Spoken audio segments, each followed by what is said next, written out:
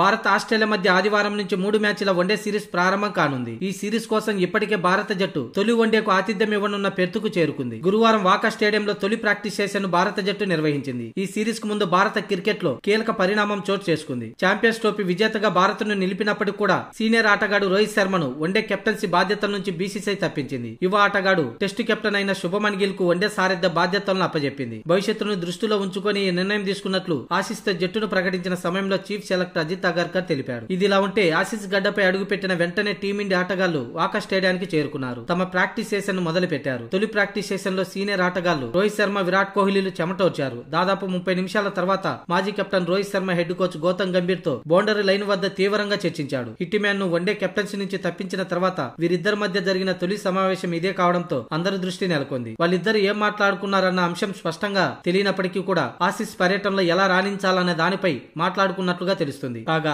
Senior ఆటగాళ్లు రోహిత్ శర్మ, విరాట్ కోహ్లీలు ప్రస్తుతం వన్డేలు మాత్రమే ఆడుతున్నారు. వీరిద్దరూ టెస్టులు, టీ20లకు రిటైర్మెంట్ ప్రకటించిన సంగతి తెలిసింది. ఈ క్రమంలో ఆసీస్ తో వన్డే సిరీస్ లో విఫలమైతే మాత్రం వారు వన్డేలకు వీడ్కోలు చెప్పక తప్పదని పలువురు మాజీ క్రికెటర్లు చెబుతున్నారు. ఈ నేపథ్యంలో ఆసీస్ తో వన్డే సిరీస్ లో రోహిత్ శర్మ, ఇటు కోహ్లీ ఎలా ఆడతారన్న దానిపై అందరి దృష్టి నెలకొంది.